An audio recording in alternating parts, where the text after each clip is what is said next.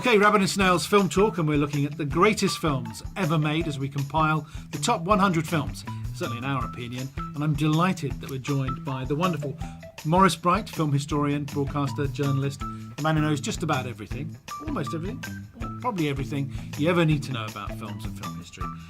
And we're going to make a nomination, another contribution to our top 100 list. Maurice, what is it going to be on this episode? After some consideration, because there was a choice of two, and you'll understand why, I'm going to go for Goodfellas.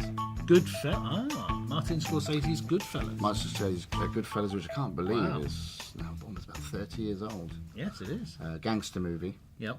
I watched it again recently. I think the whole gangster movie trope, if you like, that's been going on over the years about particular types of the way the gangsters are and the were, etc. And then, of course, you had the massive hit that was The Sopranos, which I absolutely adored, that ran from 1998 for about 10 years. James Gandolfini at the top there. And so people then revisiting The Godfather and Goodfellas. And I love The Godfather. I adore it, and particularly Godfather 2, but even Godfather 3, that people tend to say, well, it's not as good as the others. It was a very strong film. I think so, and I think when you watch the trilogy and you watch them in order, I think you understand actually how it sort of... It makes perfect sense. It makes perfect sense. So I loved Godfather. I adored The Sopranos, and again, I've watched the whole series more than once, which isn't easy. There's well over 70 episodes. But I came back to Goodfellas recently, and I thought, Goodfellas just pips it to the post for me. I think it's because it dealt so clearly with the issues of the 60s and 70s, specifically with the issues around drugs and drug usage and drug abuse. Much. So it became very current, if you like. It was very current for gangster movies. If you've been watching The Godfather, it'd been very much about the early days in the 30s and 40s and coming over from Italy and so on. But Goodfellas, yes, it started whatever in the 50s, but it went straight up to what effectively was the current time, and it was dealing with how the mob, if you like, were conducting their business and finding different ways of doing their business in changing times and having to adapt to the technology of the time, which obviously isn't as exciting as the technology now, but how it was all changing. And it just therefore seemed very much more real.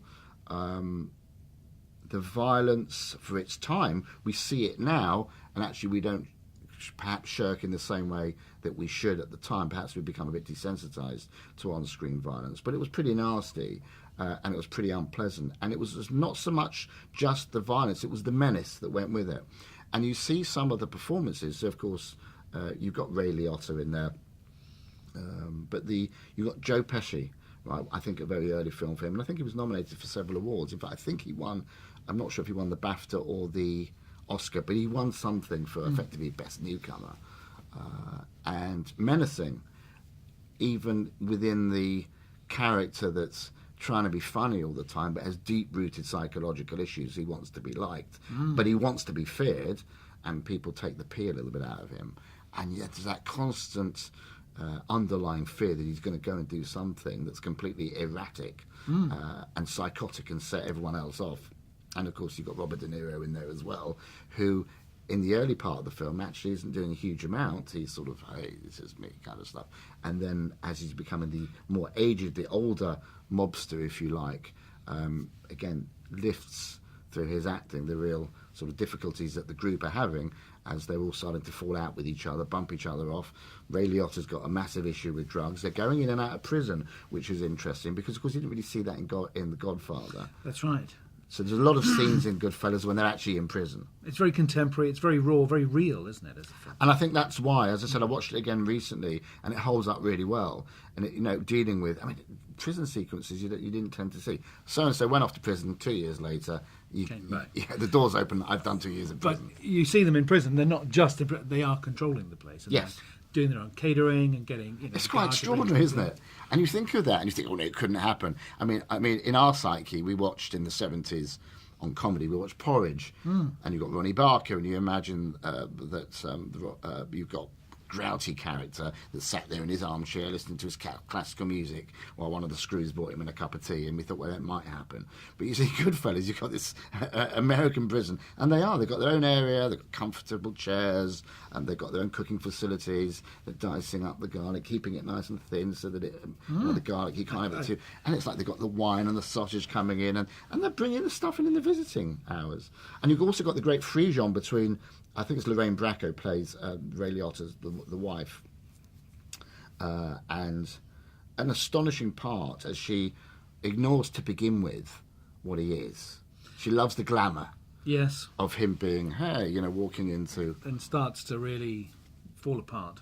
Well, to begin with, she doesn't want to know. To begin with, she's impressed with this guy. Well, to begin with, she doesn't like him at all. Then, of course, she becomes impressed with, hey, who is this guy? Then she begins to realise what he's doing and tends not to think about it. But then, of course, he's staying out all night. And then he ends up in prison. And yes, and she begins to fall apart. And it's a stunning role. And it's only when you watch it and you think, wow, pretty, strong, great character, great actress. And you think to yourself, oh, Sopranos. She ended up becoming... That's right. Tony Soprano's psychiatrist, Lorraine Bracco, same character. You think, I know that voice, but the face, that many years later. And it was actually quite interesting to see the number of faces that turned up in Goodfellas that actually then turned up later on in Sopranos. I think you've got to have a certain type of face for it. Well, yes. There's a certain kind of character, there's a look, isn't there? That's almost a stereotype. And I think also Scorsese didn't try and glamorise it. I think that he showed that they led a glamorous life, but didn't make it look glamorous what they were doing. But you could say that about a lot of Scorsese film, though, couldn't you? I mean, yes. he's very he doesn't glam it up. It's very raw, very cutting edge, and that comes from his early filmmaking experiences in New York in the early days, and working with Robert de Niro right back in the very early days. They've always been very raw, very real, very hard-edged movies that he's produced. Yes, they have, and I think that's why people admire them, because they know they're real. And I think if you're going to do a subject where actually you think what the people are doing, actually that's quite cool or quite clever, but you don't admire them, it's a very fine line. And it's you've got to be very careful that you don't turn the villains into heroes. Which you could argue with, you mentioned Godfather, Francis Ford Coppola may have made them a little bit more glamorous, a little more heroic. I think and I think that's, as I say, one of the reasons why I came down Goodfellas over Godfather. I think it's a generational thing. I think perhaps because a lot of the Godfather early on happened when it happened, so not in our lifetime. You can almost say, okay, it was what it was, and all the beautiful music and the beautiful scenes in Italy, and okay, there was violence, but it was tended to be the people who committed the violence had it committed against them, and so they kind of got what they want. So you can actually rationalise the hero worship. I think that by Scorsese bringing it very much into the now and dealing with some very unpleasant stuff, the drugs especially. You're putting those drugs out. There are victims to these drugs who you don't see in the pictures, so you don't really want these people to get through it. And I think that's where the difference is. It's slightly less romantic, if you like, slightly more realistic of its time. And as I said, I was really pleasantly surprised that 30 years on, it held out. You might have dated, no, it held out really well. And a welcome addition to our top 100. Well, I think so, yes. And a score out of 10? Well, it's Scorsese, and it's pretty damn good, and I'm going to give it a 9. So there you are. 9 out of 10 for Goodfellas. That's our next contribution to the top 100 films, top 100 greatest films of all time, in our opinion. If you agree, leave a comment down below. If you don't agree, still leave a comment down below. Either way, don't forget to subscribe to our channel. And Maurice, thank you very much for joining us.